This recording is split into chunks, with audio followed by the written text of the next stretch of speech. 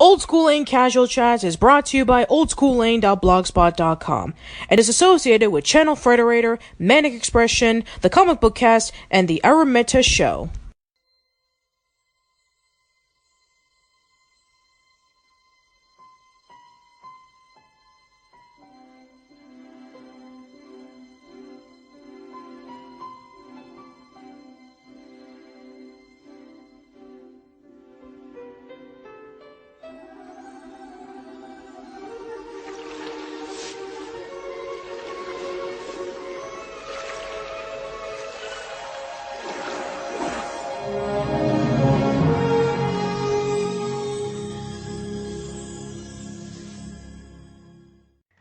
Everyone, welcome to a new episode of Casual Chats. I'm posting this on Thanksgiving, so happy Thanksgiving, everyone. I'm Patricia, and I'm here with a few special guests. So returning back is that long-haired creepy guy and Ingonyama 70, aka Chibi Thulu. So welcome back, guys.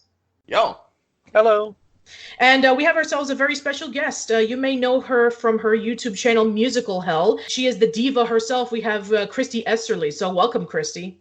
Hi, good to be here. Today, I actually did kind of hinted at this in the podcast that I did a few months ago, discussing about the E.B. White movie trilogy adaptations, and we were talking about Trumpet of the Swan, which was done by Ness Entertainment, otherwise now known as Crest Animation, that I was going to be talking about the Swan Princess movies. And here we are, as of the making of this podcast, it'll be celebrating its 25th anniversary, the first one at least. Yes, and they've released yet another sequel to celebrate that, if you can call it a celebration.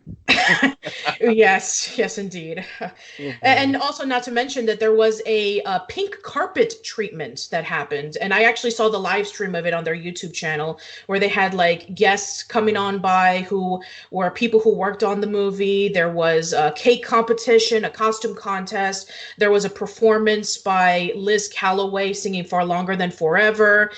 There was a nice tribute to the original voice actress. Let's see, it was Melissa Nicastro. Michelle Nicastro, yes. Thank you. Michelle Nicastro, who played as Odette because she died of cancer back in 2010, which is why they decided to do the pink carpet treatment because it was October and it is Breast Cancer Awareness Month. And that's what she passed away from, breast cancer. Exactly. I was going to make a Legally Blonde joke, but that seems in poor taste now. That is very... yes. Yeah. Sorry, Kurt. It would be very appropriate if not for the context. Fair enough. Yeah. I'm just hearing how they went all out for this, and I'm like, wow, they really want people to remember that these movies exist. I barely remember what happened, and I just saw them for the first time 2 days ago.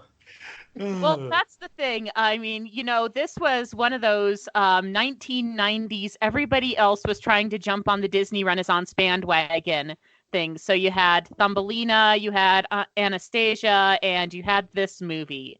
And it's really just one of those movies, where you probably like it as a kid, and then you forget about it, and then 10 years later you're like, oh yeah, that was a thing. Huh. Yeah, I feel the same way about like Princess and the Goblin, Happily Ever After, those kind of films. Yeah. Yes. Melina! Please don't do that. Never do that again. It really does sound like a bunch of chickens are getting a rectal exam. Like, I never thought of it that way before until you described it, Diva. And then now that is the only way I can hear that sound. Oh, the thing is, Swan Princess falls somewhere between Anastasia and Thumbelina. Because Anastasia was amazing, and Thumbelina was, let's put it charitably, not. It was okay. I mean, the music was okay. The cute little animals are, I guess, not too offensive in the original. They really start to wear in the sequels. And I actually really enjoyed the turtle. Yeah. Okay. The turtle is fine, but the what is it? The frog annoys the heck out of me. Yeah. And, he has the one joke where he's trying to get kissed and, become a prince. And that is like his one joke through the entire franchise, as far as I can tell. That's just one personality trait. They don't do anything else with him. But but also the original had Howard McGillen as the voice of Prince Derek, who was in the original cast of Mystery of Edwin Drood. He holds the record for longest tenure as the Phantom of the Opera on Broadway, and he's done Showboat, She Loves Me in the 90s. So he was doing quite a lot around that time on Broadway. Oh, yeah, for sure. And a lot of the people that I do recognize from this particular franchise, like Jack Palance is also as Rothbard, and he's a very well-known actor. I think a lot of people may know him as Curly in the what was that called, that movie? The City Slickers. City Slickers, yeah. That was his big thing around the time, and they actually referenced that. But when he was at the Academy Awards and doing the one-handed push-ups, they have a scene where Rothbart does that in the original. Because that was Jack Palance. That's where that came from. Yes, exactly. Yes. David Zippel actually wrote the music for this movie. He also wrote the music for Hercules and Mulan. And I thought that, I guess, since this was his very first animated movie that he worked on, that he was kind of like getting his rhythm in, or maybe he was working with better, collaborators with composing music. I don't know. But it does feel like the soundtrack in particular is very safe. Mm-hmm. I mean, Christy can back me up on this if I'm right. Mm-hmm. Nothing about the music ever really stood out to me as, it wasn't bad, but it didn't really strike me as memorable. It was just kind of, it was in the movie because it was the 90s, and if it's an animated movie, then it has to be a musical at the same time. So here's some songs. Yes. Pretty much. Mm-hmm. And also another thing that we have to talk about is the director behind this. So Richard Rich. I briefly talked about this in the E.B. White movie adaptation podcast about Trumpet of the Swan, that I see him as kind of like Don Bluth, but the complete opposite. Both him and Don Bluth were working at Disney at the time. Richard Rich had worked on a lot of films like The Rescuers and Fox and the Hound and Black Cauldron. And so after Fox and the Hound, he left to do his own studio, which was Nest Entertainment. And during around the late 80s and early 90s, he was focusing a lot on Christian stories. He did like animated stories based off of the Bible and the New Testament. Then there was also like animated classics on animated hero classics, where they were going over the discussion about like people like Abraham Lincoln and Harriet Tubman, about how they were heroic. And it used to air on TBN a lot, from what I remember, because as a Christian, I was told by my mom that I couldn't watch certain programs on like the weekends because, we needed to keep towards the holy day. So the things that she allowed us to watch were either documentaries or Christian programs. So I watched a lot of these Nest Entertainment Christian stories. A lot of people say that they grew up with VeggieTales as like their first introduction, but no, that was like way after my time. So I was very familiar with Nest Entertainment and a lot of their stuff. So I'm probably the only person who will ever bring this up on a podcast, because every podcast or every video that I ever hear, when they compare Far Longer Than Forever, they always say it's the same song as Beauty and the Beast, but it's not actually. It is actually derived from a song called The Miracle of Love, which came from Jesus and his, the miracles of Jesus, actually. I'm actually going to do this in post, but I'm actually going to post both of these songs back to back. And you guys are going to listen to the similarities between the two, and you'll see what I'm talking about. Far longer than forever, I'll hold you in my heart.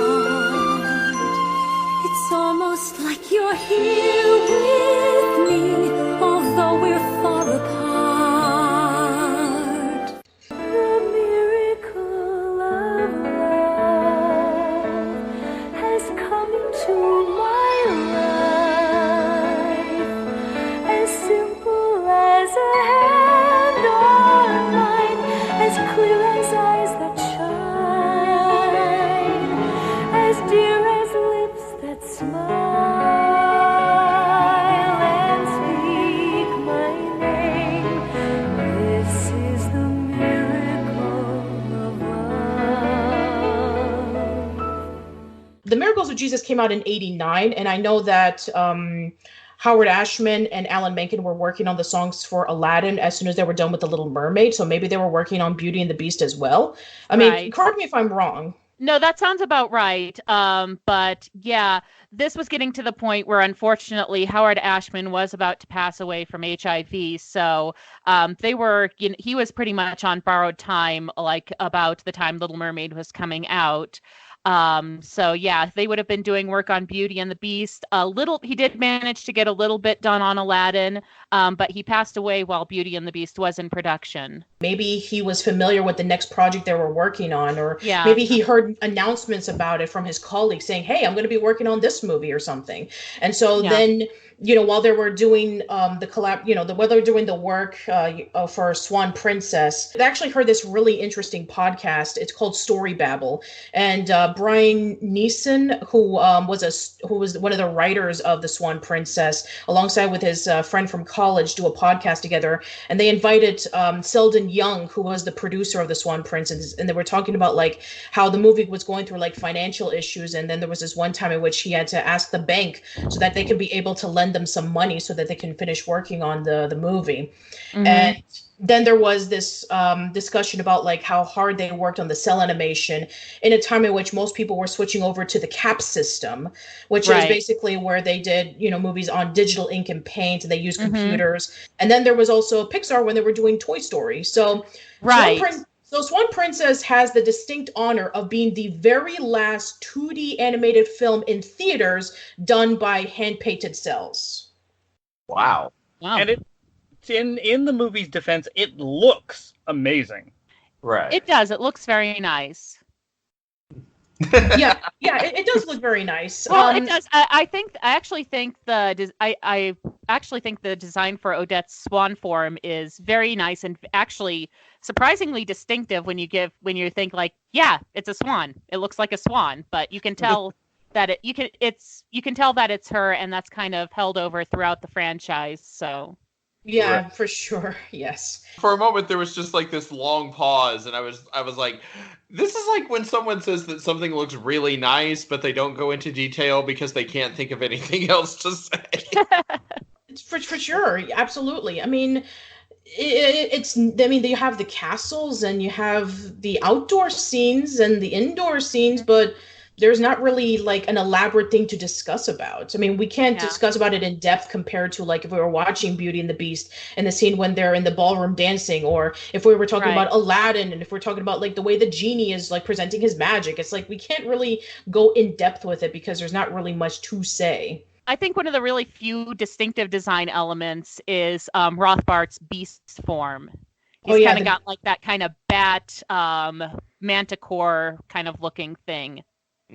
But even that has kind of a Bluth look to it, don't you think? It does look a little bit like it, and I'm like, say it's not like immediately iconic like say Maleficent's dragon form, but it's something that if you've seen the movie, you can it sticks with you. Mm-hmm. Yeah. So I want to get to the story first of all, like when the movie begins. So it starts off like your classic fairy tale because of course it does. So it talks about like, once upon a time there was a king named William who wanted a child, but unfortunately was growing too old and he had nobody to inherit the throne. And then all of a sudden a daughter's born, like boom, like that's it, like no build up whatsoever. We don't even see the mom in this, assuming she's dead already from childbirth. And then it's like, probably. Did the stork do a swan dive into the royal stork crib? drive by, here's your baby. I want to see that movie. Didn't they make a movie about storks delivering babies like a couple years ago, something like that? Anyway. I want to say yes. Kelsey Grammer was the main one. Yeah. Kelsey Grammer's amazing in everything, to be quite honest. Yeah. Did they go like I'm like, okay, the baby arrived so fast. I feel like a stork did a drive-by delivery. Yeah, he's probably the same stork who like is working with like all the Disney knockoffs. It's like, oh, okay, so today we're gonna deliver this baby. Okay, we have this Rapunzel child from from Dingo Pictures, or okay, we're gonna have this one from Don Bluth Studios. Like, oh, again, we're gonna Thumbelina. Okay, we're gonna put you in a flower. Okay, now it's like, oh, and it's like, we have this what's it? Odette, the baby Swan Princess. Okay, we're just gonna drop you off, and that's pretty much it. The birth is just that quickly, and then then it talks about like how King William and Uberta come up with the idea of bringing Derek and Odette together so that they can be able to unite their kingdoms, which is pretty normal. That is usually how royalty works in terms of bringing their nations together. Yeah, kind of reminiscent of Disney Sleeping Beauty, where Aurora and Philip are betrothed from birth. Well, from her birth, basically. He's like about 6. Yeah, for sure. Oh, by the way, we're going to be doing a lot of Disney comparisons, so get comfortable. Oh, boy. This movie earned those. It's inevitable. Yeah, and so we have this villain by the name of Rothbart, who is wanting to destroy King William and wants to take over the palace and control the kingdom and all that stuff. But then he's discovered and he's banished, and so he vows to take control of the kingdom and that everything he owns will be his. And then he just walks away, and then we don't see him until like maybe 20 minutes into the film. And then we have this 8-minute montage of Derek and Odette trying to get to know each other, and they hate each other, which actually I think is interesting because they are betrothed to wed, and they do not like each other. And we see throughout their childhood and then their teen years that they can't get along, but they have to get along because that's how the kingdoms will unite. I even like that one lyric of the peasants and the townsmen singing about like, I hope that the wedding goes well, that way we can get lower taxes. And it's like, I mean, I love the dynamic that grows between them over the course of that song. I actually buy into them becoming more fond of each other. Yeah. Because of how, like, it's a very 90s kind of relationship curve.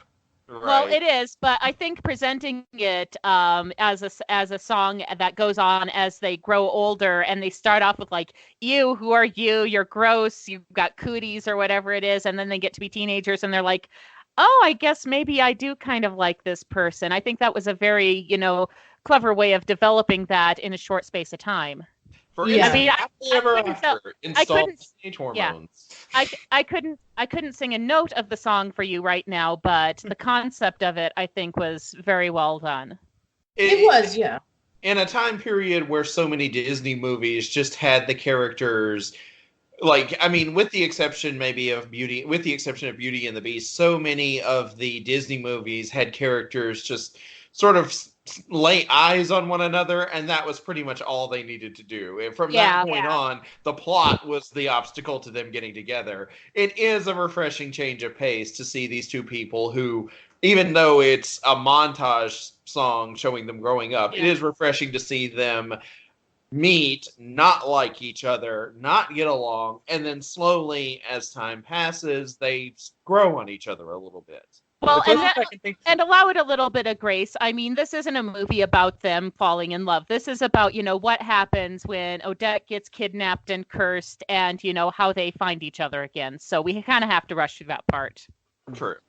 But it's still interesting in that the closest thing I can think of that Disney ever did to something like this was in The Lion King. He's actually right. I was thinking about that just now, because you have Simba and Nala, they're betrothed at birth, and then he goes away for several years, and they come back, and then they're like, "Oh, I guess I kind of like you now. You're hot." Well, it is. I mean, did you see that look she's giving him during "Can You Feel the Love Tonight"? I mean, Nala was ready to go at it right there in the grass. That is very true. You're absolutely right. But then again, Billions of furries awake at that moment. I'm not even exaggerating. Yeah, you were going from like many years of desolation and starvation, and then you're in this oasis, and you just so happen to find the love of your life, and he's grown up into this like attractive lion, and it's like, yeah, I mean, like when is the last time she's gonna get that opportunity at that point? He's got the sad brooding thing too. Don't forget that he's all mopey because he thinks he killed his mother. Yeah. Oh, and now I'm thinking of Kovu in the sequel. We'll start a pride all our own. Of course. I mean, they knew that there was innuendo in that. They could not have not known that. Oh no, that was completely intentional. I'm sure of it. Yeah. Absolutely. So yeah, I think that so. And now you're absolutely right. We do have this build up with them not liking each other, but then they do like each other when they see each other for the first time in like the past year. We can assume that it's been like, they were like around, I don't know, like 7 or 8 when they first met. And then maybe like 10 plus years later when they're like adult, like old enough to get married or so, because it's the royalty at that point. So then they have this dance together, which is definitely reminiscent of Once Upon a Dream from Sleeping Beauty with the clouds and all that stuff. And then Derek immediately says, okay, let's arrange the marriage, let's get married right away, come on, chop chop.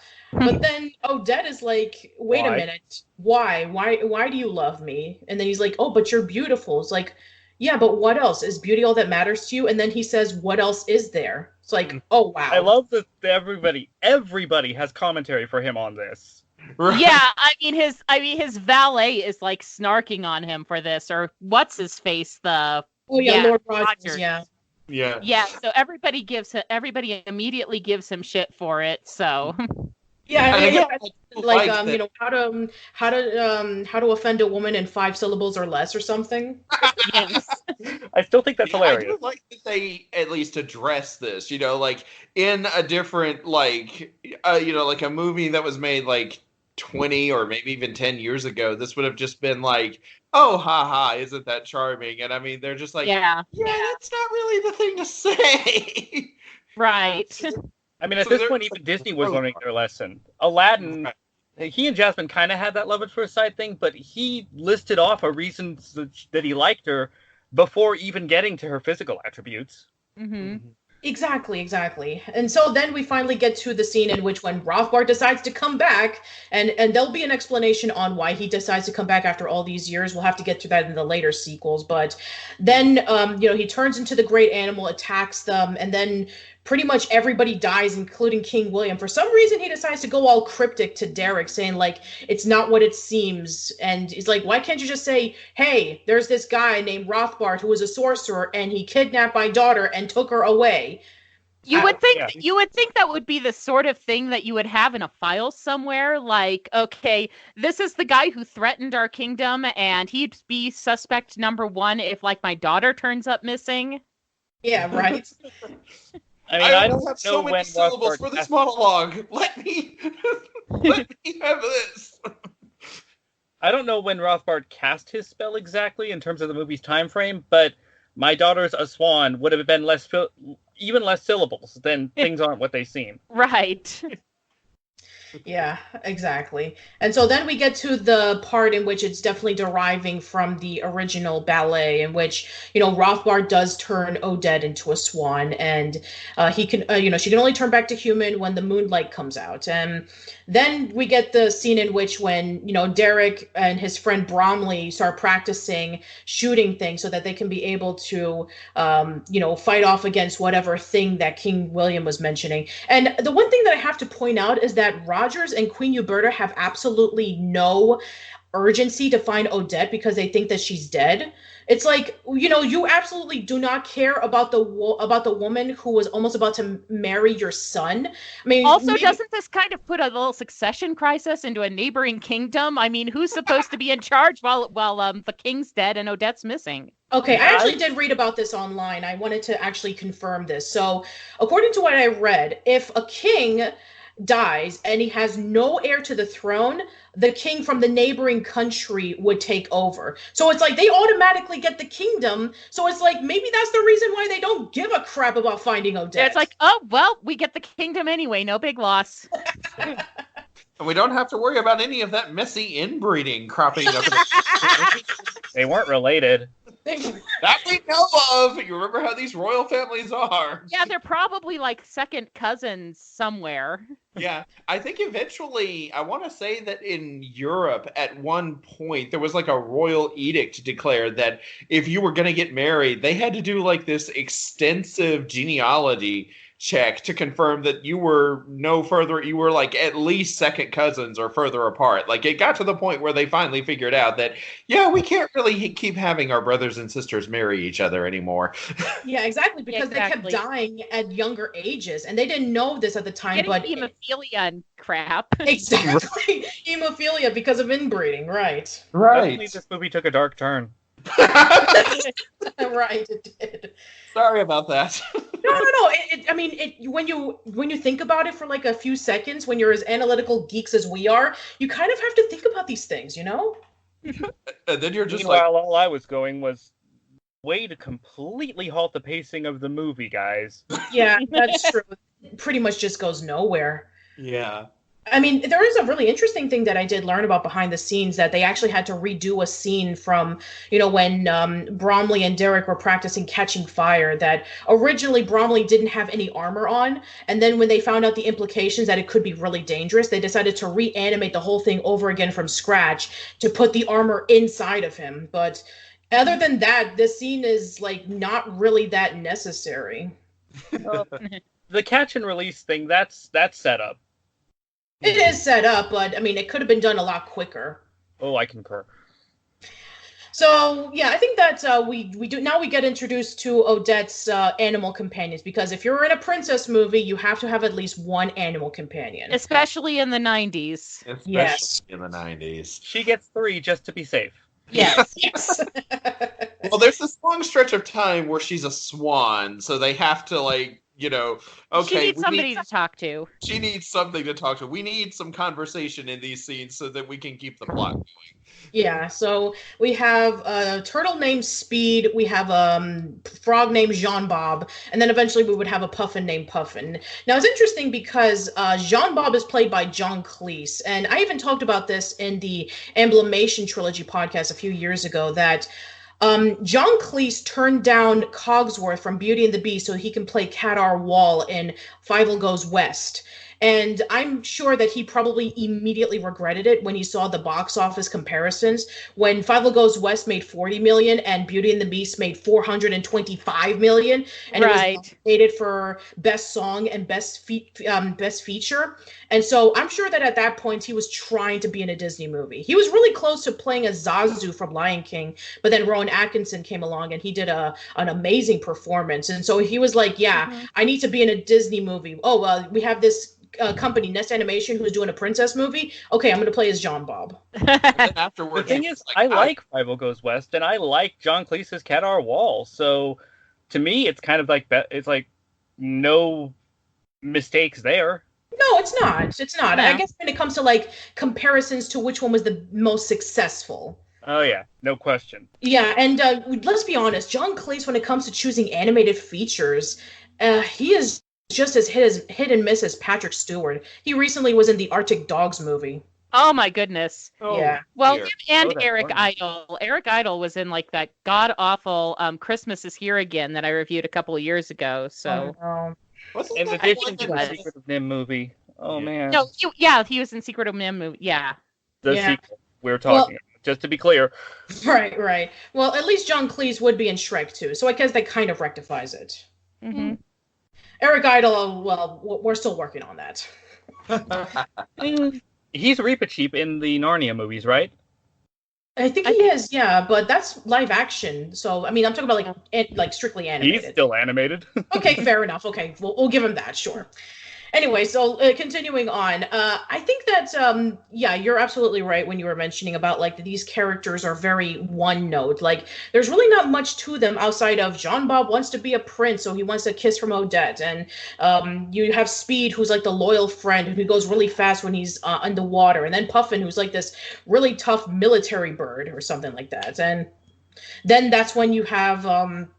this song No Fear, where they're trying to like look around for a map or something, and this song gets played a lot whenever they show up. It almost kind of like sounds like it's kind of like an anti-Hakuna Matata, in which like instead of no worries, everything is okay, we're like, oh, we're gonna be like determined to be able to do what we want. And then it goes into like this weird montage with Rothbart's henchwoman, where there's like baseball and football and running around and a whole bunch of wacky shenanigans, but again, it's not very necessary, just pads out the movie. They want to be the Avengers so bad, but they're somewhere below like Mighty Ducks material. Oh no. Ooh, and you tell me I make harsh statements. Ouch. Yeah.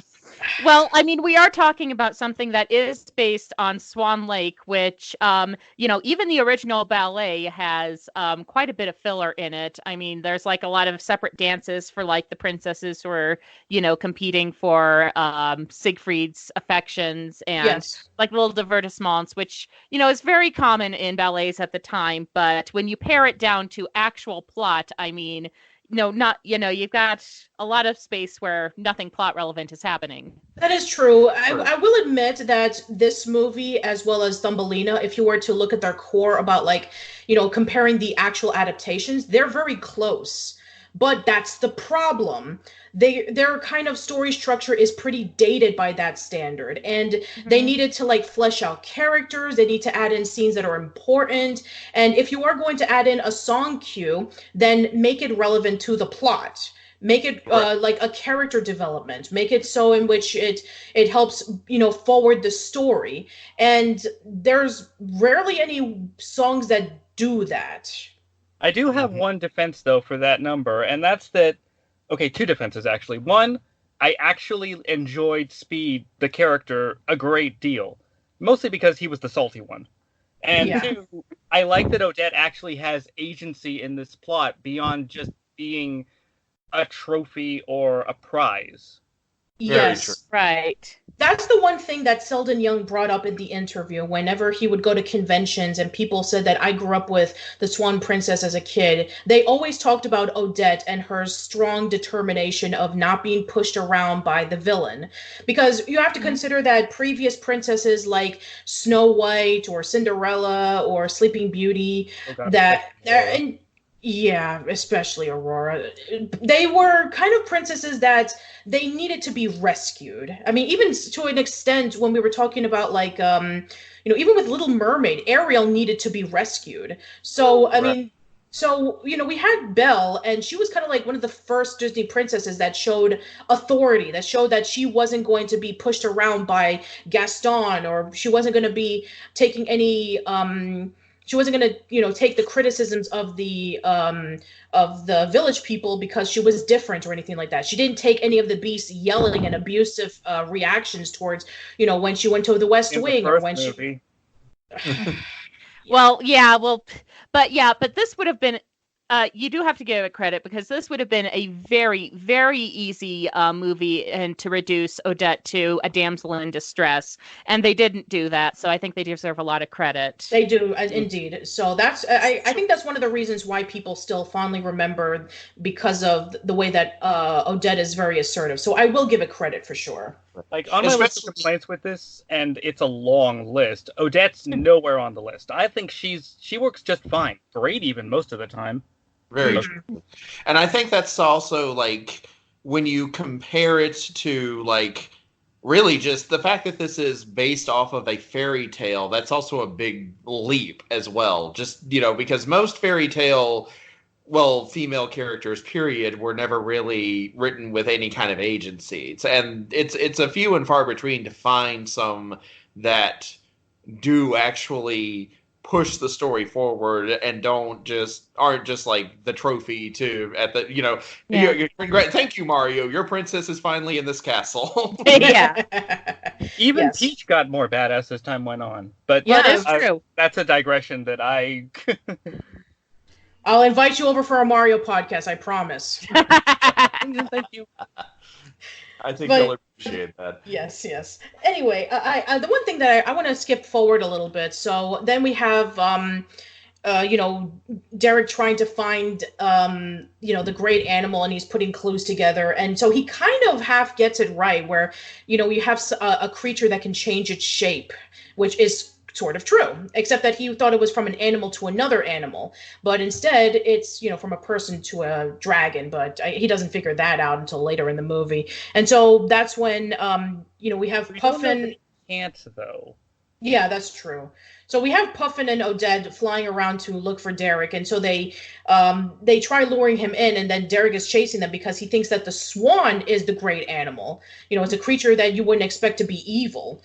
And so then we have them reuniting when the moon comes out, and then Rothbard immediately figures out that Odette was going to go to the ball where Derek was going to proclaim his everlasting love, which I don't know how he's going to do that. I mean, I know he mentioned about you have all these princesses from all over the world who are going to be coming into this big ball, and I'm going to proclaim my love then. It's like, I mean, I'm sure that's probably maybe like a handful of countries, like maybe France or Germany or England or Switzerland, but the entire world. I mean, I guess I could argue that maybe they haven't discovered the new world yet. Maybe I can probably say that. That's fine, but yeah. Except we got Pocahontas didn't have a cameo. Yeah. And we get later on into the franchise where they have like some visitors from whatever their equivalent of China is. So. Yeah, I remember that. Yeah, that's. Yeah. I predict much casual racism in this franchise's future. Yeah. So so basically Rothbard does the smart thing in which he puts Odette in a tower so that she wouldn't get touched by the moon, and so she's trapped there. Wait, I thought, okay, so now I'm confused because I thought the thing was that she wouldn't be able to change back because it was a new moon night. Yeah, there wasn't going to be any moonlight to transform her. Yeah, but then he put her in a tower. But then he put her in a tower where there was no sky whatsoever. So it's like, okay, so maybe so he's really covering his bets. This is smart villainy here. Yeah, he is. So there was a new moon, so that means there would be no moonlight. But in case there was a moonlight, he put her in a tower so that she wouldn't be able to transform. Right. A moonlight, singular. Yes. Yes, indeed. And then we have the song "No More Mr. Nice Guy," which a lot of people seem to remember as like the most memorable song in the movie because it's so over the top. I couldn't take Rothbard seriously before, and I don't see how this was supposed to ramp up any sort of tension. None whatsoever. No, it's very comedic for a villain song, and I don't think he's the type of villain that can pull that off. Yeah, I mean, he's not as ruthless as Frodo, and he's not as comically over the top as Scar. I'm hoping you mean Frollo. Yeah, Frollo. Yeah. I mean, I'm thinking like Gaston, which I think is one of the great comic villain songs, where you have this guy where he is kind of ridiculous on the surface, but at the same time, as the movie progresses, he gets really terrible. But he has that, comic moment early on, and it really works for him. Mm-hmm. In this, Rothbard peeling back the layers to reveal his true colors coincides with the comedic villain song, and it just falls flat. Well, here's the thing. The reason why it does is because there was originally another song that was supposed to be their main villain song. It's a lot more slower, it's a lot more somber, and it talks about how he's going to destroy Derek and he's going to get the princess in the end or something like that, or destroy the princess herself. It's so boring, though. It's on the YouTube channel if you want to go listen to it. It's so dull and lifeless, and I'm glad they cut this song off because it would have dragged the movie even more. How dare they try to cross me? How dare they try to wreck my plan? How can they be so foolish to even think that they can? After years of careful planning, now I must alter my course. I've got the answer. I'll take the kingdom, but I will take it by force.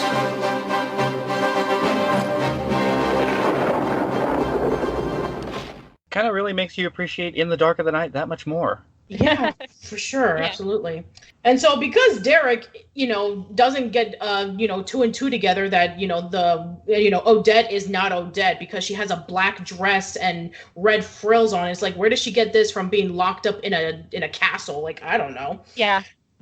And so you'd think the moonlight would be something that they would be keeping closer track of, given that this is, a major component of the whole curse. Yeah. You think that they would be kind of paying attention to it a little more closely. Yeah, and also, why would Rothbard want Odette dead? Wasn't the whole point of keeping Odette alive so that, he can force her to marry him? Because he even mentioned earlier in the movie, once you steal something, you fight your whole life trying to keep it. But if he married Odette, then he can be able to rule the kingdom much more smoothly. So now he wants her dead? No More Mr. Nice Guy translates into No More Mr. Intelligent Guy. Apparently, yes. Yeah. I'm going to do what every other villain throughout history has done, and we'll see if this works out for me any better than it did for them. Yeah. Well, 20 minutes later, I'm defeated. How did this happen? Yeah. Yeah, and I think that's, we just basically go into the ending where we have Odette about to die, and she flies back into the castle, and then we have Derek, chasing after her, and she dies, and then we have Rothbart turning into the great animal and fighting against him, and Bromley comes back all of a sudden because he was trapped in the tower too when he got lost in the forest, and then they do catching fire as a callback, and then the great animal's dead, and Derek kisses Odette like Sleeping Beauty, like Snow White, because of course we do. And then we have the wedding. And from what I understand in the original ballet, Siegfried does die, and then so does Odette, and they meet each other in the heavens and they get married. So it's like, yeah, we can't have our characters die in a Disney movie. And that's one of those things that really depends on the production that you're looking at. In some of them, they die together. In some of them, Rothbart dies, but the curse remains so that they're parted forever. In some, Rothbart dies and the curse is broken. So there have been a lot of interpretations on how to do that over the years. Mm-hmm. And this was 1994, yes? Yes. The same year as The Lion King? Yes. Yeah. Characters die in a Disney movie. Yes. Well, we've already had the king die. I mean, he was you can kill off like the parent. You can't kill off the leading lady. No. That's true. Yeah. And I'm not really advocating for Odette's death here, just to be clear, because again, she's probably the best thing about the movie. They should have covered something a little bit better and not just relied on like the most conventional of conventions. I realize I'm expecting too much of this movie, even as I say it. Yeah, it's like Beauty and the Beast, but in reverse. True. Yeah. Well, I think it's all kind of a bit of an ass pull at the end where Derek says, I was wrong. He kind of has this thing where it's like, you're so much more than beautiful. You're, brave and determined, or whatever he says. And, I'm like, okay, where did that come from? Yeah, and it would have been interesting if maybe like he didn't like Odette throughout the majority of the movie, and then when when she got kidnapped, and then when he started looking for her, maybe like thinking back on all the things, all the times that they've been together, maybe they could have slowly built up that relationship. Like maybe I lost the appreciation of this prince or this princess until I was taken away from it. And I think that we should have gotten some more time with Odette, thinking more about her father, because her father's dead, and that was her only family member, and she doesn't even mention him once after that point. Yeah. And she doesn't mention him again until the 4th movie. Exactly. What's up with that? It reminds me so much of Littlefoot, in The Land Before Time, in which his mother died, and there was no mention of it again until like the 5th movie, and then they brought it up again in like the 8th movie, and then the 10th movie where we saw Littlefoot's father. But at least in the first movie, he was properly devastated by that. Of course, yes. Yeah. I mean, maybe, I don't know, like maybe Odette was taken away, before she could even see what happened to her father. So maybe she didn't know that he was dead until, she got the news or something. I don't know. I don't really know what the deal is, but yeah. Again, that's a movie I would have liked to see. Not because I enjoyed Odette's suffering, but because it needs to be addressed. Yeah. Yeah. Okay, so I think overall, I'm really conflicted here. There are some things I really do like. I do like some of the animation. I do like Odette. I do like some of the songs. But because but the thing is that it feels just way too safe. It feels like it could have been pushed up just a little bit more. But I understand that they had very little resources. It was an independent studio. It wasn't Disney. It wasn't, like any other major studio. I mean, like Pixar wouldn't be, coming into the spotlight until 1 year later, and then DreamWorks came in 3 years later. So it was Disney that was doing all the major hits and Oscars and the Golden Globes, and everybody else was just the afterthought. And honestly, Pixar wouldn't even be doing like, the really, gut punch challenging stuff until, a couple years on down the line. So exactly. I mean, you had like a Toy Story, Bugs Life, Toy Story 2. Well, Toy Story 2, I think, is where they really started to get into more complex material, like with the When She Loved Me sequence and things like that. Yeah, and an interesting thing that this Far Longer Than Forever was nominated for an Oscar, but it Right. lost. But it lost to Can You Feel the Love Tonight? I mean, in fairness, it was being sung by Regina Bell, who we know as the Whole New World woman, and I don't remember who the male singer was. It sounded exactly like Peebo Bryson, but I don't think it was him.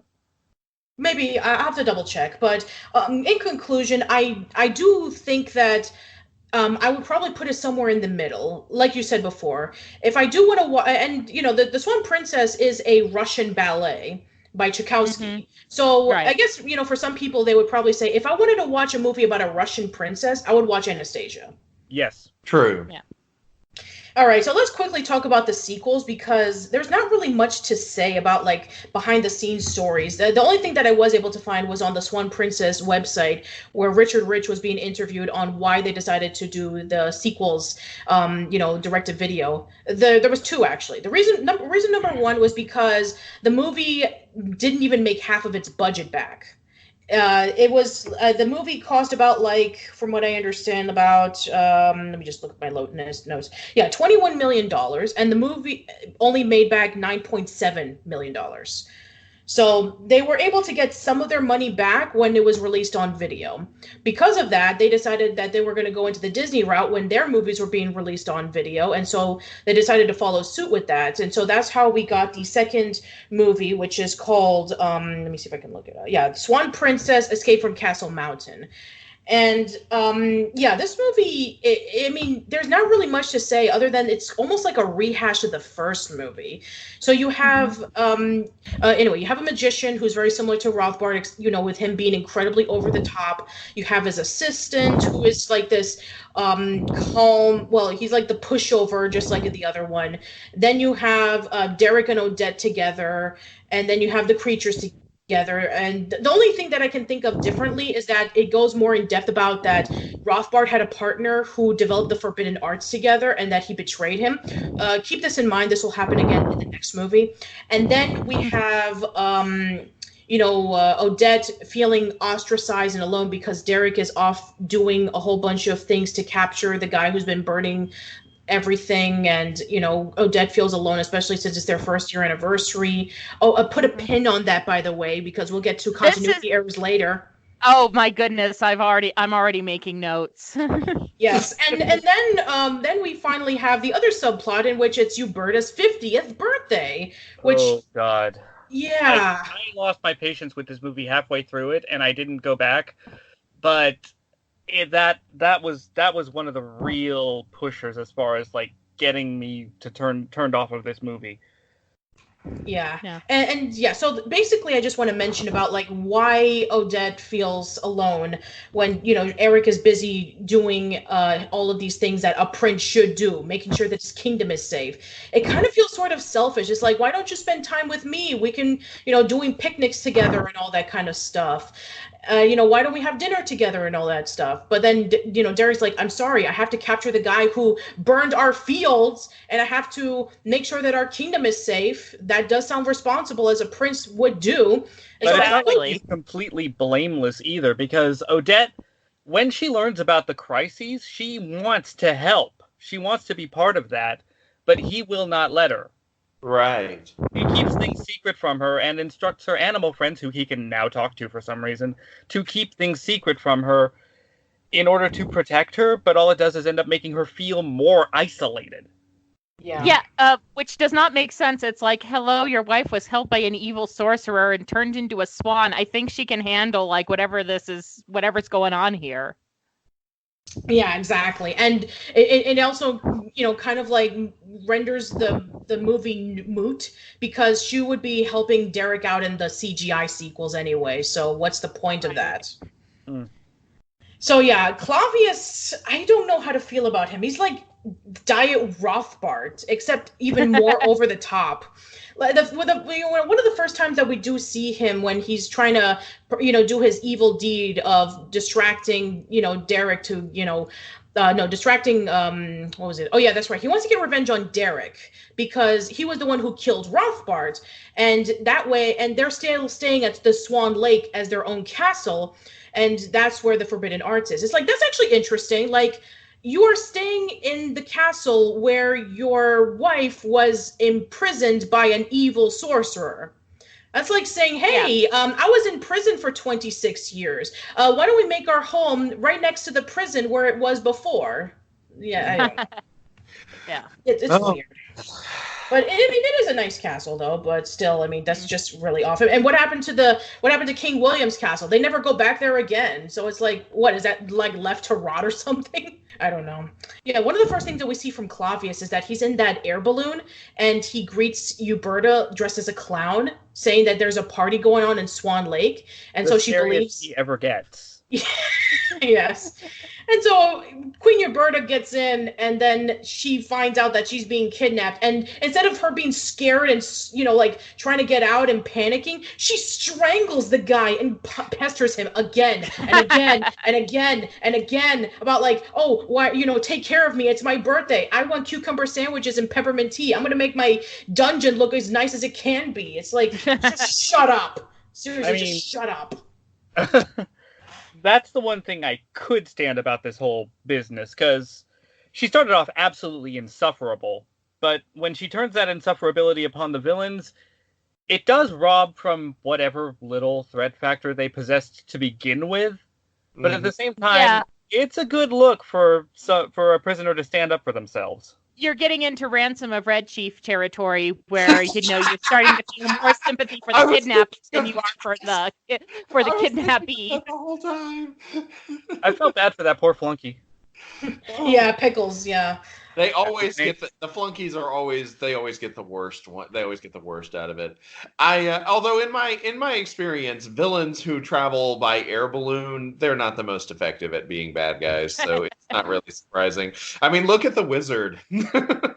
Very true. Very true. But yeah, there's not really much to say about this movie. We have Rothbard's henchwoman turning good again, which reminds me of Iago from, Aladdin and the King of Thieves when he starts turning good after Return of Jafar. So that's that. No arc there. Like, Iago, there is no arc, yeah. Jafar had a story arc where he actually considered and dealt with the ramifications of turning good and turned good. Yeah. Return of Jafar is not my favorite movie. Yeah, Right. Even then, throughout, the animated series and stuff, Iago was always, a little opportunistic, a little, shady. He was still Iago. He didn't just automatically become this nice guy. Yeah. There's even this episode with Bridget. Oh, sorry. Yeah, Bridget, that's her name. Thank you. Yeah. There's even this episode in the series where they lampshade that, where, like, it's where Mosenrath is introduced, and near the end, Aladdin is threatening. They had to capture this creature that feeds on magic, and Mosenrath was planning to use it to conquer magical kingdoms. But Aladdin threatens to unleash it on him, and Mosenrath's like, "Ha ha! You won't do that. You're not that ruthless." And Aladdin points to Iago. "I'm not, but he is." Right, exactly. He's not wrong. Also, have you noticed we cannot seem to stay on topic because this movie's just so nothing. Yeah, because these always lead to more interesting movies to talk about. Anyway. Don't worry. We'll be going more downhill from here. So, the third movie was where I had enough. But then I realized the CGI sequels, and I was like, I appreciate you guys. But you'll discuss more about that, Christy, because, oh, God. Right. Okay, so... Jeez. Okay, None Swan of us Princess... have your courage. Yes, indeed. Like, I would go insane for this. So, Swan Princess, The Mystery of the Enchanted Treasure. So, it's a rehash of the second film, which was a rehash of the first film. So we have a sorceress by the name of Zelda who captures a yaki bird, which is apparently like almost a parrot who can be able to mimic voices and find out, you have the notes of the Forbidden Arts, because the orb of the Forbidden Arts was destroyed in the last movie. And it was claimed that she was the one who helped develop the forbidden arts with Rothbards. So now she wants to be able to do it because, of course, of course it is. And so then we have this obstacle course that's going on because, it's almost like the hunting course from the first movie, because of course it is. So we have this obstacle course that's going on, and whoever wins it gets to be prince for a day, and that's where Jean Bob's arc comes along, where he's training to be in the obstacle course so he could be prince for a day, and it's as stupid and pointless as you think it is. So Jean Bob's usual fare, then. Of course. Exactly. But the weirdest one is when they decided to rehash the whole, the villain is going to be disguised as someone so that they can be able to fool royalty. This time Zelda decides to disguise herself as like this Swiss girl who ran away from the king because she was playing the accordion all day long, and she's like, hello, I am Zelda, I'm from Chatten Dudang, and I need your help, Rogers. And she starts falling in love with him, and she starts calling him Pumpkin, and he starts falling in love with her and falling like a sap. And then there's so where exactly in this series do Rogers and Huberta start having like that unresolved sexual tension thing that they have going on for some strange reason? I mean, here's the thing. Like in this movie, Huberta was signing up for the tango, and during the talent show, and she was asking Rogers to say, "Hey, why don't we sign up together?" And then he's like, "No, I cannot because the tango takes a lot of work." And then she decides to persuade him with doing reverse psychology, saying like, "Oh yeah, you're right because you're old and you're weak and flabby and all that kind of stuff, and then you're washed up." And then they were like, having this kind of anger towards one another. But then that goes completely out the window when Zelda comes along. And then he starts falling in love with her, but then she finally got the notes for the forbidden arts, and then she leaves, and then there's this stupid sappy song where Roger sings about that Zelda's gone and how much he loved her or whatever. But that thing gets completely quickly done when Rogers figures out that, Zelda was the villain, and she kidnapped Odette so that they can be able to get the notes because Derek tore off a piece and hid it away. Better in Samurai Jack. Yes. I know, right? It's complicated, it's dumb, and the music in this is the worst out of the trilogy. Hands down. Every single song sucks. Oh man. Yeah, like there's this one song that they tried so hard to like emphasize, like it's almost like Far Longer Than Forever, except that Derek sings it all by himself because Odette had a solo song in the previous film, so we had to give Derek one. And so, yeah, it's bland and forgettable. And then there's the songs with the animals, which really are bad. And then there's the Rogers song, which is, I don't even want to think about it anymore. But yeah, this was the worst one, hands down. And then that's when we had 14 years of no Swan Princess movies. And then I read in an interview. Yeah, I know. Then I read in an interview from Richard Rich about why they decided to bring back the Swan Princess. It was because apparently when DVD sales were starting to tank on favor of Blu-rays, Swan Princess DVDs were still steady in their money. And this was when Crest Animation was still having their comeback with the Alpha and Omega movies. So when they found out that Swan Princess movies were still doing decently on DVD sales, they decided to bring it back. And the Christmas movie, a Swan Princess Christmas. So this was the first one that they actually made after Michelle Nicastro's death in 2010, and it's also the first CGI. And oh dear Lord, this is, I'm the only reason this isn't the worst CGI I've ever seen is because I'm currently watching Elf Bowling right now. Oh God, poor thing. Yeah, but it's it's very terrible. There's this one part where Odette is like watching rehearsals for a Christmas program, and she has this, I think it's supposed to be like a smile, but it is like this weird uncanny valley, It's a death mask. Yes. It's a death mask, exactly. Thank you. The only reason I know about this is from your show. Yes. But yeah, the original songs in this one are completely forgettable, but they also do like a lot of, renditions of traditional Christmas stuff, including a lot of religious carols, like Joy to the World, Hark the Herald Angels Sing. And it's very awkward, the trying to trying to get secular Christmas and sacred Christmas to kind of be nice and play well together is very difficult to do. And this movie just does not do it well at all. It's like, okay, we have never even mentioned any type of religion so far. So what is this all about? Okay, now this does make a lot of sense because, as mentioned earlier, that Crest Animation, before they did do the Swan Princess and Alpha and Omega, they did do a lot of Christian movies. So I guess it's just one of those things. It's like it's very odd that they brought it in. And I can understand, with that background, why they brought it in, but it still seems like an odd fit for the franchise. Oh, that's not even the beginning of what is the odd thing in this movie. Okay. Well, yeah. What happens is that there was like this trunk that had Rothbart's ghost in it. And, he's now being assisted by this cat who's on its 9th life, and it wants to help Rothbart so that it can get a brand new set of 9 lives and not die. And there's a couple of jokes where, it's like trying to avoid accidents so it won't lose its last life. Yeah. But yeah, so Rothbart is going to destroy Christmas because apparently Christmas is the source of all good in the world or something like that. Clearly, this man has never seen Black Friday before. Yeah, exactly. I think, you could have done something interesting with this, with, that holiday stress and, obsession with getting, all the material trappings of it just right, and how that wears strains on people. There is a seed of a very good idea there, but they don't do anything with it. I mean, Rothbart zaps a couple of people, to make them fight with each other, but, that doesn't last. So apparently what they have to do is like destroy the Kingdom Christmas tree in order to destroy Christmas, which kind of contradicts the whole.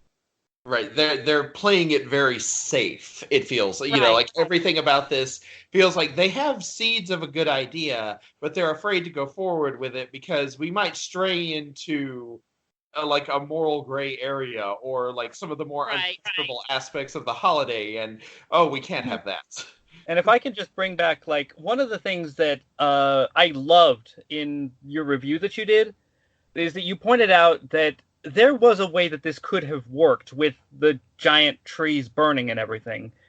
And if they had taken a leaf out of the How the Grinch Stole Christmas. I mean, that's the classic one. I mean, all their stuff gets stolen and the Who's are still singing because it is Christmas and that's what they love best about it.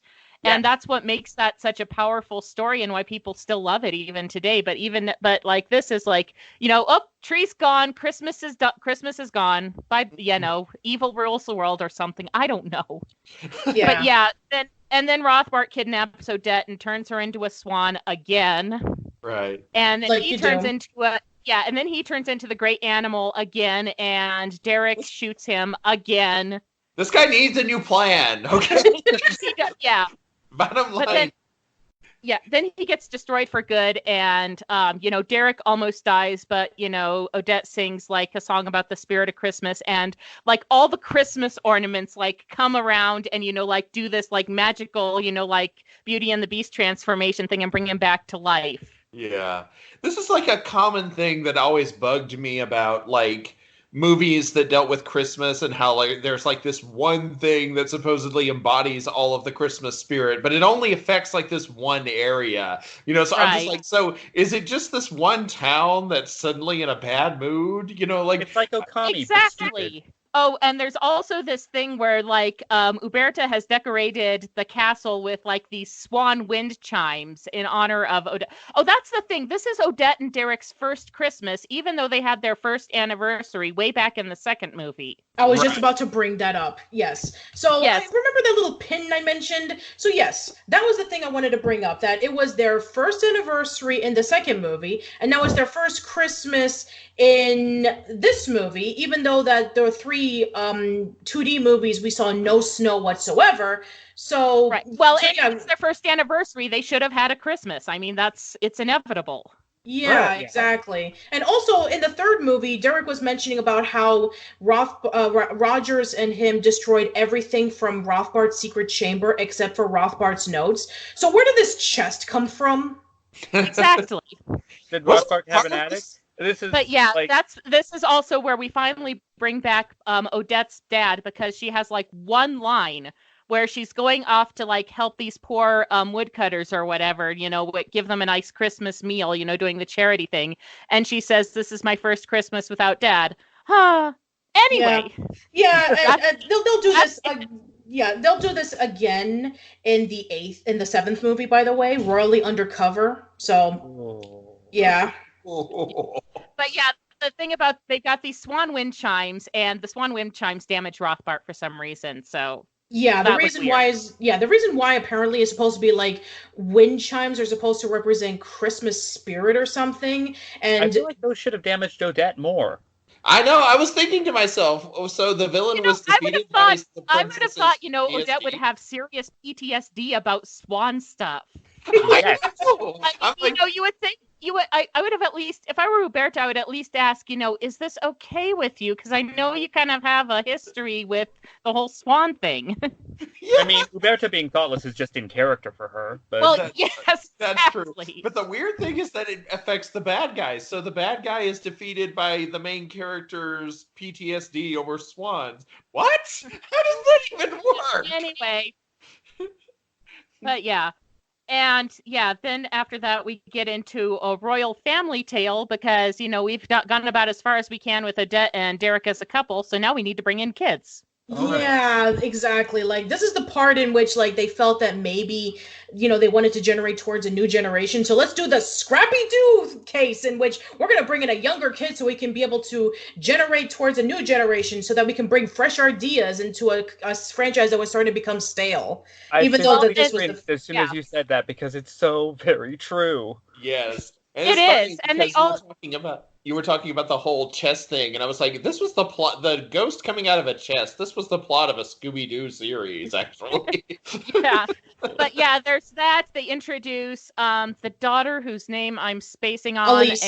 Elise, thank you. They introduced the Scullions, which are like these intelligent flying squirrels. I was shocked when I saw this, by the way. This is the part of the series in which I was like, this series has given up. Because no damn... See that shark about 3 miles back? Yeah, they jumped that one and then the 3 after it. Yeah. And this is right. This is also where the lore starts getting weird because we're talking about, okay, Rothbart developed the forbidden arts. No, this other guy did. No, Zelda did. No, in this movie, the forbidden arts is like this ancient evil that was sought out Rothbart initially, and tried to get control. Tried to destroy Odette through him. Because there's this prophecy that the Swan Princess will destroy the forbidden arts. And that didn't work. And so it's now looking for some other way to get around to her. Oh, God, you get better continuity in the Oz books. Yeah, exactly. So, yeah, and all the creatures that find the prophecy, it's not a neighboring kingdom. It's not a different country that neighbors their kingdom. It's a bunch of squirrels. Yeah, it's like this little tribe of flying squirrels in their kingdom who decide, who get this false prophecy that the Swan Princess is evil and will destroy them. And they just, hide out for I don't know how long. I respect the iPad squirrel, though.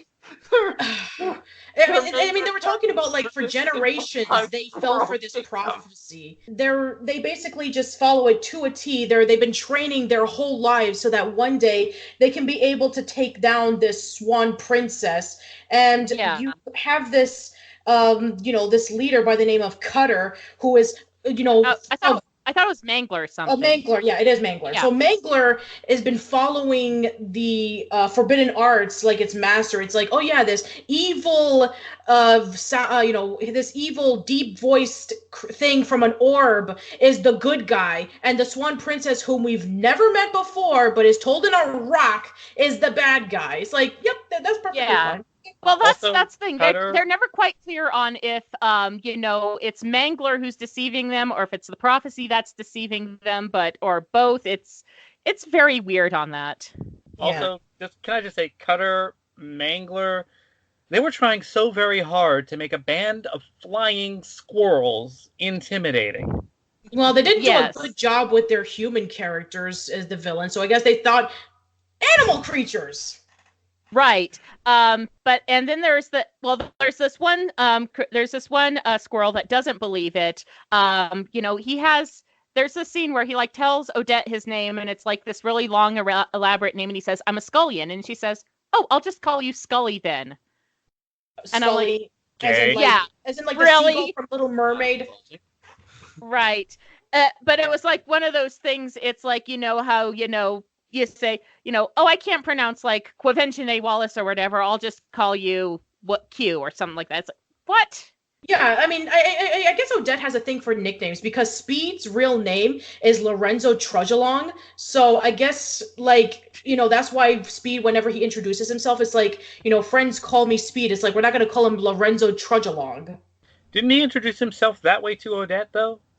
Well, I mean, we didn't see it, but I mean, when we first got introduced to Puffin, introducing like Jean, Bob, and Speed, that she said, "These are my best friends in the whole world, Mr. Lorenzo Trudgelong," and then he says, "Friends call me Speed," and then there's Jean Bob. So, okay. Yeah. Oh, speaking of which, speaking of Jean Bob, there's this completely pointless subplot about him, thinking that he has like some sort of disease. And he decides that he's going to use that so that he can be able to get a kiss. It's like, no, if you have a disease, that would make people stay away from you even more. Exactly. And then you have Speed and Puffin saying like he has some sort of disease that cannot be cured, and so he looks around for it, and it only lasts for like the first act in the movie, and that plot point gets dropped off pretty quickly. Yeah. Probably for the best. I mean, it would have been better if they hadn't brought it up in the first place, but yes. Well, we have to keep the cute animals in there because people possibly like them, maybe for some reason. I don't know. I get that with Speed, and I get that with Puffin. I do not get that with Jean Bob. Who in their right mind demanded, you know what this movie needs? More Jean Bob. Nobody. Nobody said that. But now we have the introduction of Elise. So Elise's family dies from this huge explosion from the Forbidden Arts when it tried to kill off Odette and Derek. And I don't know why. Like, maybe the powers got incredibly weakened, or maybe by Odette and Derek's good nature. Basically, what it is it tries to attack them, but Odette's, niceness aura, it just glances off and it hits this cottage and burns it up. Of course it does. That could have been a useful plot point to explore. Mm-hmm. But no, of course it doesn't. No. I mean, Odette could have easily defeated the Forbidden Arts a long time ago if that was the case, that she was completely immune to it. But no, that's the only time in which it ever is mentioned. Yeah. Right. So they rescue this girl, Elise, and she's completely traumatized, which is completely understandable because her only family member is dead. And so she's brought into this castle. She doesn't speak throughout the majority of the movie. And they try to cheer her up, but, she's not saying anything. Well, they try to cheer her up through a terrible song. Oh, God, the song, yeah. Yeah. Okay, here's the thing. I wanted to bring this up until now. So I don't know. I don't know if they have a new musician or a composer, but the song cues this time around are awful. They try to incorporate like some hip hop and some auto-tune songs that clearly do not belong in this time period. But they do belong in Christian rock, which tracks if Nest is primarily a Christian. That is true, yeah. But here's the thing. They don't do modern Christian movies. They do classic Christian movies. They first of all, they stick to the story of the Bible pretty accurately. There's very rare variations in which they go off the deep end and, telling like go into creative liberties. No, they don't really do that. In fact, they were praised back then for actually telling the Bible story in animation, as opposed to like in the greatest stories. Adventure? Yeah, the greatest adventures in the Bible, in which you have modern kids going into biblical times, and there were even a few radio shows for like Christian radio where they actually had modern kids interacting with these classic Christian heroes, like with Moses or with David or something like that. So Nest Animation was praised for its time for not including that kind of trope to kind of like make kids try to get into the Bible by introducing modern kids interacting with the biblical characters. Like, that's doubly ironic because I'm not even Christian and I enjoyed Greatest Adventure. Yeah. But hearing the Christian rock thing, it does not fit in whatsoever. Like they've never done this before. I don't know if they were trying so hard to like get into like, hey, this is what the kids are up to. Let's see if we can be able to pander to them. It's like it's so weird, and the music is just so auto-tuned, and it's really bad. Right. Mm-hmm. One thing I can say though, as far as like you were talking about how the auto tuning and the Christian rap and so forth, and as someone who grew up, who grew up during the 90s and who was part of a Southern Baptist family who were I'm sorry. Going to church was mandatory, like 3 times a week, no less. Going to church was mandatory. So I can tell you that there is a long history of the of at least a certain branch of Christianity, especially the Protestant sect, where they try to remain, and I am definitely using this word with air quotes, relevant, by trying to basically whatever is cool or trending among young people, especially the 12 to 16 sect, they will definitely try to piggyback on top of that. Because I remember when, like, I don't know if anyone else here was aware of it or remembers it very well, or if it was even a part of your lives, but you remember the in the 90s you had the No Fear label and so forth. Oh, you had all yeah. these popular labels, and then they had the Christian knockoff brands where it was Fear Not. So yeah, I grew up during all of that, where they were trying to make Christianity into a brand label. So The hearing cringe is this, real. say what? The cringe is real. The cringe is very real. Yeah. I have thoughts on the whole, industry of, faith-based, again, using the air quotes very loosely, art and industry, merchandise. But that's probably something I'll get into in a future review. If I'm looking at, so. Yeah, but yeah, I do remember that sort of thing being a very, very real thing. So the fact that it cropped up in the Swan Princess movies at some point, really, to me, from my standpoint, I'm like, yeah, that seems kind of inevitable considering where the Swan Princess franchise is connected to, as Patricia explained. So I'm like, yeah. I'm like, yeah. As soon as we learned that, so much about the latter installments of the franchise just clicked into place. Yeah, but going into this, so we essentially have these squirrels, and they decide to have this stupid elaborate plan where they're going to break into the castle. I'm sorry. It's okay. What happened? So we have this stupid elaborate plan from the Scullions where they break into the castle, and then you have this squirrel Captain Brody with his eye patch, and he decides that he's going to Captain Brody. Yeah. The only reason why I know this is because it's mentioned in the next movie. Because they never bring up his name in this movie. They didn't, and he's the only thing about this entire movie that I liked, because he's kind of like got this kind of, dry British, sarcastic commentary on things. Like there's this thing they're going to basically, they're basically going to chuck Roberts and Uberta by catapult as punishment for aiding the Swan Princess, and Robert says, "Over my dead body," and he's like, "Well, you'll have to go first then." Yeah, get used to that, because he's pretty much in that. This and the next movie are the only movies he's been in, as far as I've known. And he doesn't show up ever again. We see Scully multiple times, but that's pretty much it. Even though he dies in this movie. But he comes back as a Force ghost. Yeah.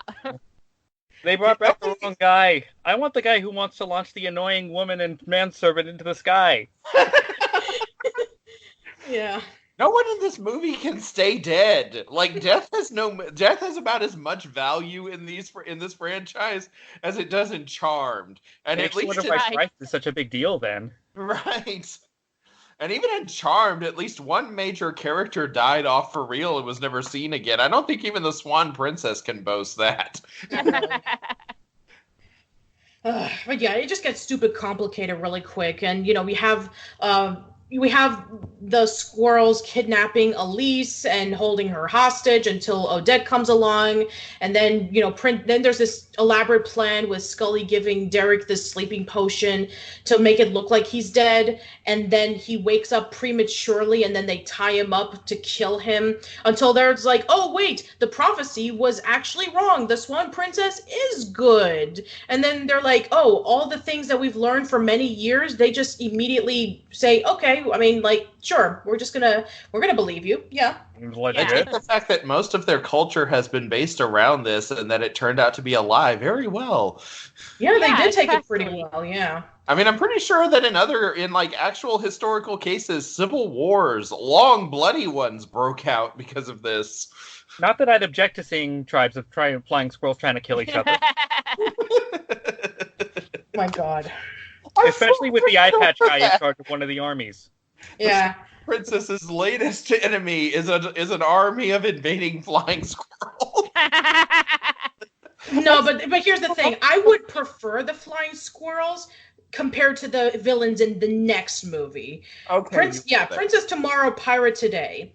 Oh, I think, after seeing like all of them, and it's a contender that it might be the worst one. Like, oh my God, I was just so shocked when I first saw this movie. It is like so god awfully bad. Where do I start with this? So, have you seen this, Christy, by the way? I have not. Oh, you're gonna enjoy this, by the way. Okay. I'm not. I think if I do another Swan Princess, I'm gonna have to do the most recent one. Okay, so that would not be this one. That would be Kingdom of the Music, otherwise known as Swan Princess American Idol. Exactly. Well, they did a beauty pageant in the very first one, so it's not like this doesn't have a proud tradition. Sure. Right. Oh God, this movie is so insane. I don't even know where to start. Okay, so Elise is talking, like fully talking, because she's the main character in this. Derek and Odette are barely in this movie, so don't even ask for it, because they're busy. Yeah, because they're busy building a bridge for the kingdom that has been broken off, and they're going to be gone for a couple of weeks. So it's summertime, and Queen Uberta is going to be training Elise so that she can become a proper princess, and it's a 6-week training course. And Elise is very upset about it because she doesn't want to be an old-fashioned princess. She wants to be a modern princess, whatever that is. It's a princess. It's a princess that doesn't do like girly princess things because girly things are bad. Yeah, I guess it is. Even though that at that point in time, like in this particular period, I didn't think that would even be possible. Maybe it is. Maybe there are princesses at that time that wanted, things to be different. I don't know. But anyways, I can't blame them if they did. But this is not that. I don't trust this with that at all. Oh, no. You know what? Don't even bother, because we have Rogers, in the scene in which he's going to try to break Elise out of the castle, and they're going to go on this epic sea adventure. And Elise wants to be a pirate, because of course she does. That's like, for some reason, pirates has like become the, what the male counterpart of princesses for some reason. I think Disney is to blame for this because they have like the Disney princess thing, but they need something for the boys, so they're like, okay, we'll do like the pirate thing. Yeah, they did have like a line of like the Disney male heroes, but I don't remember what it was called. Might have just been Disney heroes. Yeah. But sure, yeah, okay, pirates. Yes. Whatever.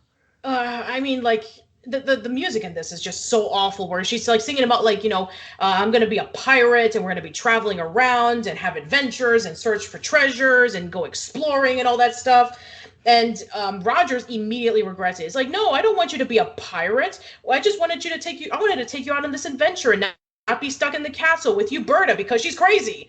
But no, I mean, that's not even the worst part. Like, there was this one scene in which when you have Uberta dressed in yoga clothes, and then she decides to say, "Hey, good morning." That is a mental image I did not need. Oh no! It gets better. It gets better. So she's dressed in yoga clothes, and like basically like a top with like stretchy pants and all that kind of stuff. And so she goes over to Elise's room. The squirrels are there to cover up because they didn't do their job properly. properly. And so she notices that all the horses have been taken away from the stable. So she rides a hog all the way to the sea deck. And then while they're going away, she's riding on this hog. This boy is jumping on a pogo stick. She switches between the hog and the pogo stick. And then she jumps over. And then the little board from the deck flies out. She goes into the ocean and... Yeah. Just to clarify, we are talking a hog as in a pig and not as a Harley Davidson. I wish it was a Harley Davidson. Then that scene would have been insane. Like it's already pretty mad. Yeah. Oh, and let's talk about the villains in this movie because oh my god, if you thought that the Scullions were bad, oh no, the Bogs are even worse. So the Bogs are these like monstrous creatures who eat meat. And in the beginning of the movie, that's when we first see them, where they say like they ate every single animal in their island. And now they want to be able to find new meat, which are pink bellies, which are humans. And so then yeah, I know. And then there's this kid by the name of Lucas who is living on the island, but the Bogs don't know about this. He's like collecting food and he's going over to this secret cave where he lives in underwater. And then there's this. Then we finally go over to the scene in which it's relevant. You have this huge, rainstorm that puts them into this island because, of course, you do. And then the Scullions are rowing the boat so they can be able to save Elise. Imagine squirrels rowing a boat. And it gets even better. So then the Bogs capture Rogers, and they're like, wait a minute, you're not going to eat me like this. I'm going to be eaten with dignity. We're going to have a cooking competition.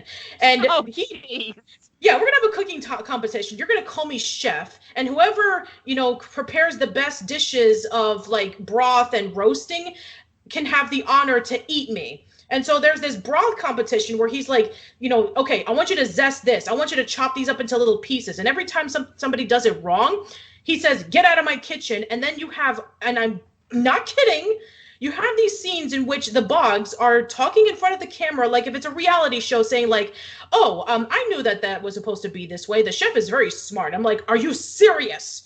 We came from a princess movie to a pirate movie to a cooking show. Ramsay? To Gordon Ramsay, yes. Like, Rogers is acting like Gordon Ramsay. Okay. Oh, no, but it gets even better. So now we have this, now it starts to go into a little bit more serious because we weren't being serious in this movie. So we get this backstory about Lucas talking to Elise when they first meet up. And Lucas ran away because his parents were going to give him away at an orphanage because his father lost his job and they were living in the streets. And so he ran away and he got a rowboat and he found himself in the island and he's been living there ever since. And he doesn't want to go back because he thinks his parents don't love him anymore.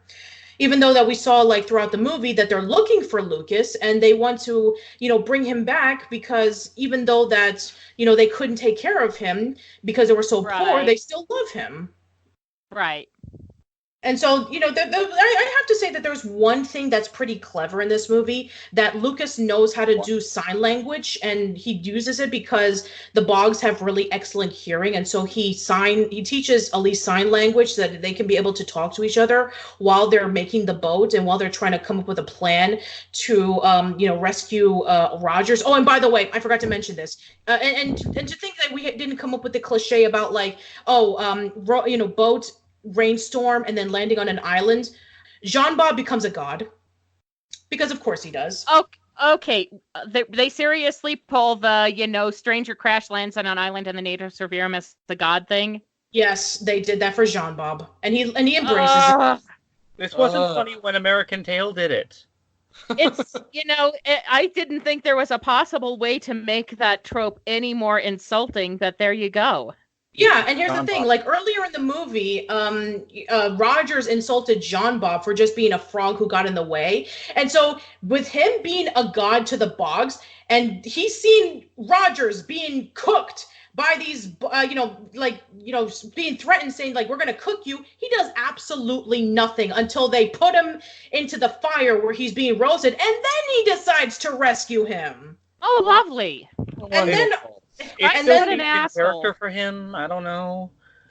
And then finally, when he approaches the bog, saying, "Oh, as your king, as your god, I forbid you from doing this." And then they pick him up and saying, like, "We do not worship green thing anymore." And so they stick him into the roasting stick. Frog flakes tonight. All right. I'm like, he's bitter now. And can I just say, it's so overdue.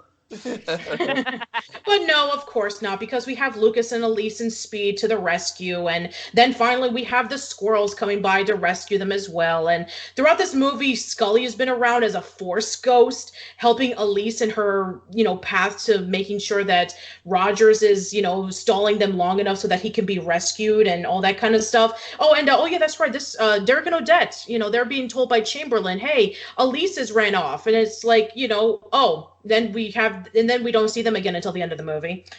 Okay. Yeah, so that part was not necessary. Sure, whatever. And so finally, then we have, the big rescue, and then Lucas comes along and he's like, "Oh, well, the bogs found me anyway, so I might as well just go with you."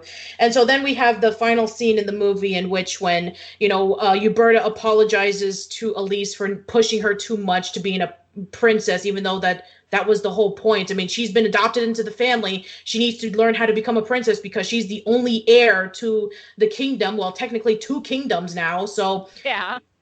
So it's like this whole thing about I want to be a modern princess and all that kind of stuff. It just, I mean, I can understand that, they were trying to go with like Lion King 2 in like the first half, in which Kiara didn't want to become a queen because she thought it was no fun. But the way that they did it here is really bad.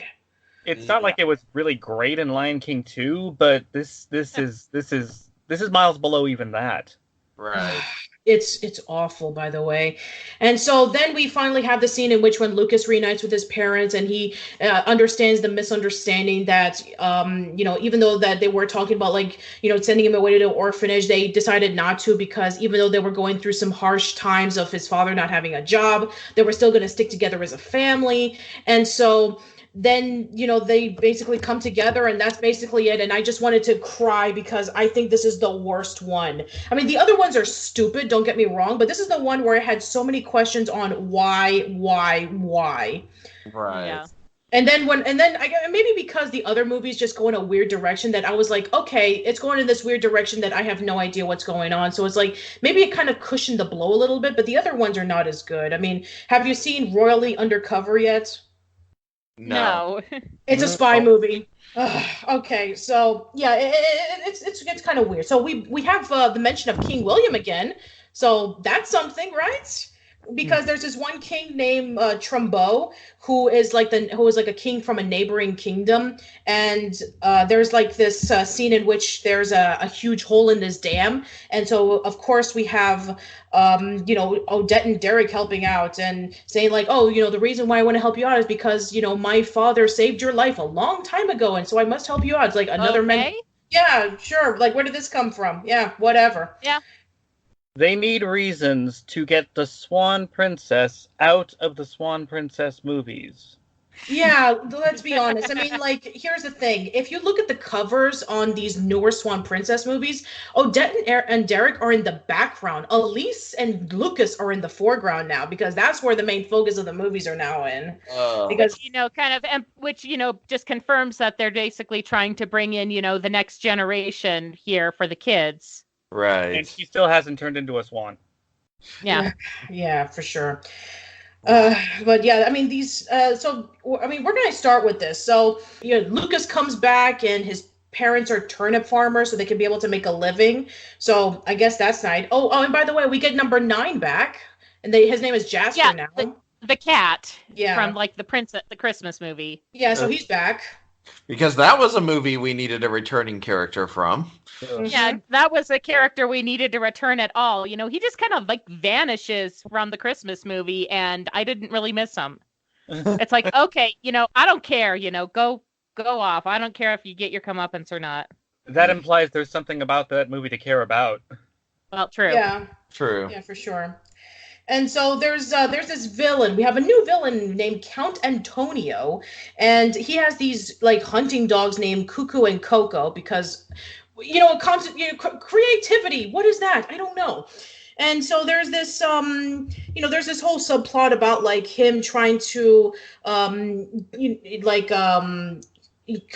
distract a lot of people from the kingdom by doing a whole bunch of things. Like he tries, as earlier mentioned, like flooding one of the kingdoms by leaving a hole in the dam, stealing money from a donation or something, trying to distract. Oh, by the way, there's this whole subplot about Uberta and Rogers getting married.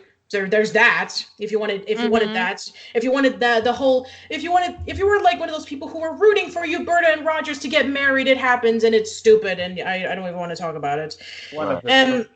And then, of course, we have to go into that whole spy thing where Lucas and Elise are going around and trying to figure out the clues on who's behind all of this. And then we have the cat back, and it's there's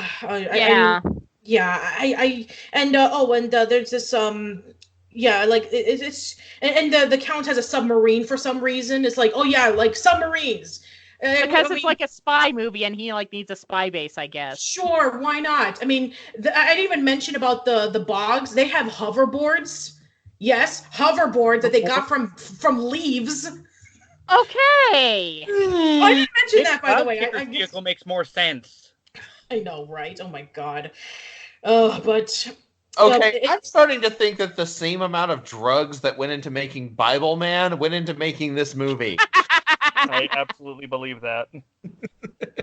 And for the record, Willie Ames did have a very prolific drug and alcohol habit for years before he ever made a Bible Man. And I don't think he quite kicked it while he was making the Bible Man stuff. So I'm looking I'm hearing this, and I'm like, yeah, I'm starting to think there was some crossover there.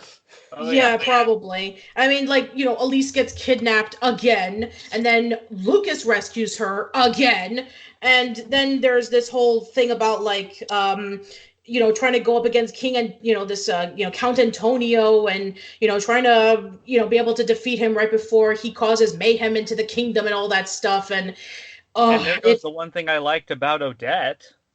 Yeah, I mean, like, yeah, it's complicated. And like I said before, like, Odette is barely in this movie because they're focusing on Elise and Lucas. And, there's not really much in terms of Odette and Derek. Like I mentioned before, they're barely in this. Mm-hmm. Like, I was hoping at least, like, if they're going to change to the Scrappy Doo, then at least make her, scrappy. Yeah. And the movie ends with Count Antonio being, imprisoned and sent over to be banished at the island where the bogs are. So they're going to be eaten. Yeah. Great way to end it. Killing characters on camera. Oh, we can't have that. Sending people off to be cannibalized or devoured. That's family entertainment. That's family entertainment. Probably the most realistic royal decision this thing made. Yeah, for sure. Anyway, so, I guess let's go over to the next one. So it's a royal mystery. With a Z in it. I already hate this movie based on the title. Yes, a royal mystery. So we have a mystery movie that involves with somebody putting Z's all over the place, like Zorro. Because, of course it is. Zorro See, when the Mystery Machine did it in Scooby-Doo and the Curse of the 13th Ghost, that was funny. This is not. This is the opposite of that thing. Okay, but yeah, this is where it just goes ridiculous. I mean, you have... so you have basically Queen Uberta is writing a book, because of course she is, about how she saved the kingdom from Count Antonio, even though she did help, but it was technically Lucas, but of course she wants to take the credit, whatever. And then because Uberta is terrible. Yes, of course she is. And then there's this... finally setting in? I guess so. So there's, so basically throughout the entire kingdom, there's all of these Z's that are going all over the place. And they're finding out, okay, what's with all these Z's? What's going on? And maybe then, she was like, oh, maybe I did it by accident. I have these really long nails that I should have trimmed or something. It's like, yeah, sure. I'm going to intentionally put a Z in my book that I'm trying to write and be published. I can actually slash things with my fingernails. I do that all the time, by the way. Every time that I'm typing in the computer and, there's a Z on my laptop, it's like, yeah, I must have did it by mistake. Whatever. But yeah, I mean, like, we have the focus of Elise and Lucas again, and they kept the submarine because, of course, they did. And they want to be able to, like, make it better because, of course, they are. Because apparently in the CGI movies, Rogers is an inventor. I don't know where that came from. I know they started doing it in the Christmas movie where he invented the light bulb. And then in the last movie where they were trying to break Elise off, he invented the pulley so that he can be able to get the rope. And he started pulling automatically because, of course, it does. They had the pulley in the second movie. It was like an automated pulley. Right. Like one of those mechanical ones. Because Rogers invented everything that we use today. Okay, so yeah, Or they're Nikola basically. Tesla just can't catch a break. I know. So yeah, I mean, we have a lot of the characters from the last movie back. Scully's back because of course he is. Then one of the ghosts of the Boggs is back because of course he is. I don't know how he died. We really can't kill anybody in this, can we? No, we can't. Again, why is Christmas a big deal here? I don't know. And then it turns out we found out who the Man in Black is. Which villain has been relevant in the last movie? Oh, it was Count Antonio. He was the villain all along. How did he get out of the island? He didn't get eaten. How did he get out of the island when he didn't have the submarine? I mean, there was like this stupid plan, like a stupid, elaborate thing that he talked about, but I don't care. Nobody cares. It's like, he's back. Sure, why not? And he's going to get revenge. I've never been more disappointed that a cruel and unusual punishment didn't get invoked. Huberta's book does well, and there's like this whole fight with Scully and the Bog Ghost or something, and I don't even want to say anymore. I have a headache now. Like, I didn't think that this, I mean, and then of course there's Kingdom of Music, which, okay, I admit I haven't seen this one, but it's the newest one that came out, and from what I've seen in the trailers. I've only seen the trailer, and it looks like, they're having a music competition, and they bring in like people from a lot of neighboring kingdoms just so we can have like the stereotypical Bollywood number and the stereotypical Latin number and so on. Yeah, exactly. And the stereotypical like K-pop number. Representation in Western culture, but not like this. Yeah, exactly. So basically we went from Christmas movie to a movie where we have introducing a new character who's going to take over the franchise. Pirate movie, a spy movie, a Zorro movie, and now American Idol. Swan Princess, ladies and gentlemen. Yeah. Oh boy. Oh, and This felt like Swan Princess for like 5 or 6 sequels now. Yeah, and here's the thing. They're going to do more. Next year, they've already planned on doing another Swan Princess movie, which is coming out next year. And from what I've seen in their website, they've been hinting on this for a few months now. And, guess what Disney has been doing for the last few years that's making them billions of dollars? Oh, no. Buying everything? No. The second thing that's been making them billions of dollars. Live-action remakes? Yes! Oh, God. Oh. Yes, expect a live-action Swan Princess remake coming soon. Oh, God. Shoot me now. I'm physically ill, okay? This is making me physically ill. What happened? I mean, I understand that there's so many sequels to movies that go off the deep end. I mean, I talked about the Land Before Time movies, all of them, but I have never. Oh, geez, that must have been a marathon. It is a riot. Go, the Cartoon Hero and I, we talked about it, and oh my God, like I thought that Mo and the Yellow Bellies and all those things were terrible, but no, I never expected to see anything like. The mishmash of quality that would go into these movies, like terrible auto-tuning, CGI, mismanaged storytelling, different genres that don't belong in the time period. Like, I never expected to see anything like this. The original Swan Princess, while it was like a Disney knockoff, at least it was a decently made Disney knockoff. Right. And, yeah, I mean, and Richard Rich, I mean, I give kudos to the guy who's trying to produce a lot of these films for kids and all that stuff. I mean, I give kudos to him, especially since his independent studio is still going while Don Bluth and his company stopped a long time ago. So I give credit that he's trying his very best, but my goodness, like I have no idea what came to the idea of doing all of these things, and I'm sure that maybe I'll talk about Alpha and Omega another time to see like where that series has gone into, but that's another time. But I'm still surprised that Alpha and Omega is a series, but then we've just been talking about the 10th Swan Princess movie. Ninth. So... The ninth one. The 10th is coming out next year, yeah. So I have to regret. I'm done. I'm finished. We're done here. So, guys, thank you so much. Thank you so much for coming on by. I really do appreciate it. Thank you for having me. I mean, it was fun. I mean, we were talking about some really, really terrible movies, but we were having some laughs at the same time. Yeah. Oh, creepy! Vibe on that, and you know it. Yeah. Okay, so Christy, why don't you plug and promote your stuff? Okay. Pretty much videos can be found on YouTube or on musicalhell.com. Let's see, I've got I'm working on a couple of new ones right now. So I do the Musical Hell reviews. I do Know the Score, which is looking at kind of, different kinds of theater and film music. And I've just started a new series called At the Source, which looks at the source material for famous musicals. All right. Awesome. Creepy, what do you got? Well, Yama and I do retrospective reviews on our main channel, That Long-Haired Creepy Guy, or TLHCG, where we've been looking at X-Men, the animated series, the Batman animated series, Gem. Yes. And also we review the Scooby-Doo retrospective, where we look at the Scooby-Doo franchise individually.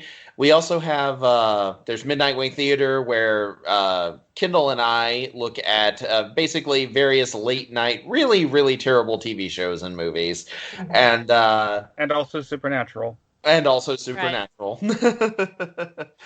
But which is kind of like somewhere in between all of those. But check us out.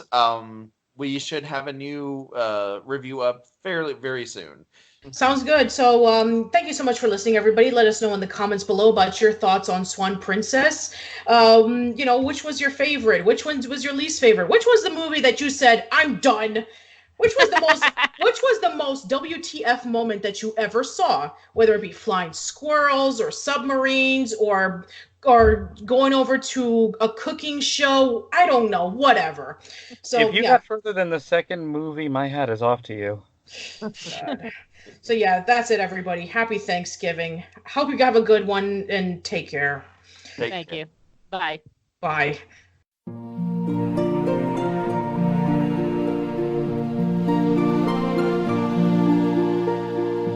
Even if I had the strength,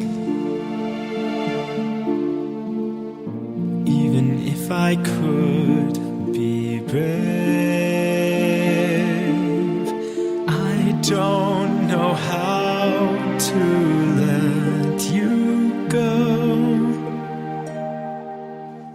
Oh, how I've tried. 'Cause living without you is like living a lie, a world without color, a lost lullaby. And living without you is like gasping for air, a day without sunlight, a night without prayer. So hurry before I change my mind. I give my heart, I give my life, so take my heart, take my goodbye. I close my eyes and let you fly.